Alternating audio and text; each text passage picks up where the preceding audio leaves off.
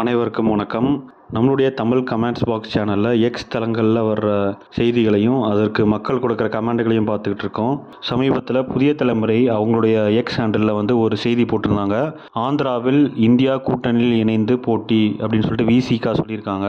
ஒரு இமேஜையும் அதோட ஷேர் பண்ணியிருந்தாங்க. அதில் ஆந்திராவில் இந்தியா கூட்டணியில் இணைந்து போட்டி, ஆந்திராவில் இந்தியா கூட்டணி கட்சிகளுடன் இணைந்து சட்டமன்ற மற்றும் நாடாளுமன்ற தேர்தலில் போட்டி, கர்நாடகாவில் 6 தொகுதிகளிலும், கேரளாவில் 3 தொகுதிகளிலும், தெலுங்கானாவில் 10 தொகுதிகளிலும் விசிகே போட்டியிடுகிறது அப்படின்னு சொல்லிட்டு விசிகே தலைவர் திருமாவளவன் அறிவிச்சிருக்கிறதா ஒரு இமேஜ் வந்து ஷேர் பண்ணியிருந்தாங்க.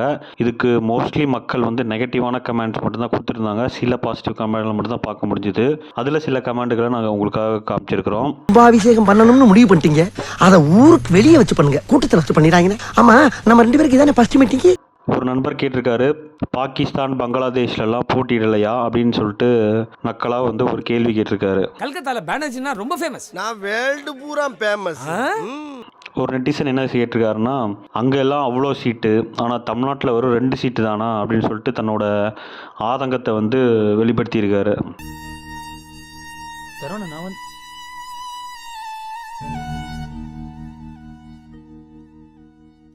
ஒரு நண்பர் என்ன கேட்டிருக்காரு அப்படின்னா, நீங்கள் போட்டிடுறீங்க சரி, இந்தி கூட்டணி கட்சிகள் தொகுதி உடன்படிக்கைக்கு ஒப்புக்கொண்டு விட்டனரா அப்படின்னு சொல்லிட்டு விசிகே பார்த்து அந்த கேள்வியை எழுப்பியிருக்காரு. அதை பத்தி யோசிக்கவே இல்லையே. யார் எடுப்பா, யார் எடுப்பா? ஒரு நெட்டிசன் என்ன கேட்டிருக்காருன்னா, சொந்த மாநிலத்தில் 2 தொகுதிக்கு திமுகவில் 4 சுற்று பேச்சுவார்த்தைகள் முடித்தும் தொகுதி ஒதுக்கீடு செய்யவில்லை. நிலைமை இப்படி இருக்கையில் 6, 10 என்று வேறு மாநிலங்கள் போட்டியிடுகிறேன் என்பது எதுக்கு அப்படின்னு சொல்லிட்டு ஒரு கேள்வியை வந்து முன் வச்சிருக்கிறாரு. என்ன நினைச்சிட்டு இருக்க? யார்கிட்ட பேசிக்கிறது தெரியுமா? நீ ஒரு மிகப்பெரிய அரசியல்வாட்ட பேசிட்டு இருக்கா. என்கிட்ட பண்ணி சிக்கனா. ஒரு நண்பர் என்ன கேட்டுக்காருன்னா, திமுகவை விட பெரிய கட்சி ஆகிவிட்டது விசிகா. திமுக தேர்தலுக்கு தமிழகத்தை விட்டு தாண்டியது கூட இல்லை அப்படின்னு சொல்லியிருக்காரு.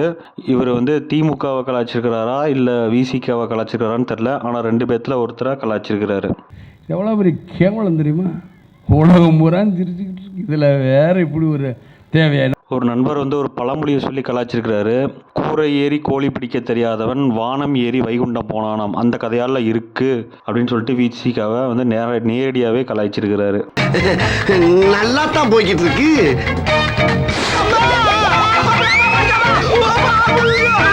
ஒரு நண்பர் என்ன போட்டிருக்காருன்னா, கர்நாடகாவில் 6 இடங்களில் விசிகே போட்டியிடுகிறது அப்படின்னா காவேரி தண்ணீர் சுலபமாக தமிழகத்துக்கு கிடைத்துவிடும். ஐயா, இனி ஜாலிதான். தமிழ்நாட்டில் டெல்டா மாவட்டம் முப்போகம் விசிகே கட்சியால் விளைய போகிறது. விவசாயிகள் பஞ்சம் தீரப்போகுது அப்படின்னு சொல்லியிருக்காரு. இவர் சீரியஸா சொல்லியிருக்காரா இல்லை வந்து விளையாட்டா சொல்லியிருக்காரா அப்படிங்கிறது தெரியல.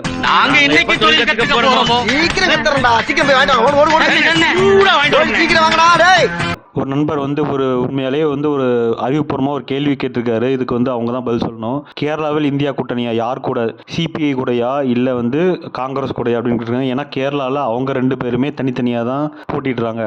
சரி, கேரளாவில் மொத்தமே 20 தொகுதி தான். அதில் 3 தொகுதி யார் சார் தராங்க உங்களுக்கு? சிபிஐ தராங்களா இல்லை காங்கிரஸ் கொடுக்குறாங்களா அப்படின்னு கேட்டிருக்காரு. தெலுங்கானாவில் 10 MP சீட்டா, அம்மாடியோ அப்படின்ட்டு வந்து போட்டிருக்காரு. அதெல்லாம் எங்க இருந்தாலும் தூண்டிய போட்டு தூக்கிடுவோம்ல. தொழில் ரகசியத்தெல்லாம் கேட்காதப்பா. ஸோ திருமாவளவன் அவர்கள் விசிகே கட்சி மற்ற மாநிலங்களில் போட்டி போடுறதை பற்றி நீங்கள் என்ன நினைக்கிறீங்க அப்படிங்கிறத நம்மளுடைய கமெண்ட் பாக்ஸில் கமெண்ட் பண்ணுங்கள். இந்த வீடியோவுக்கு லைக் பண்ணுங்கள், இந்த வீடியோவை ஷேர் பண்ணுங்கள், நம்ம சேனலை சப்ஸ்கிரைப் பண்ணுங்கள். தேங்க்யூ.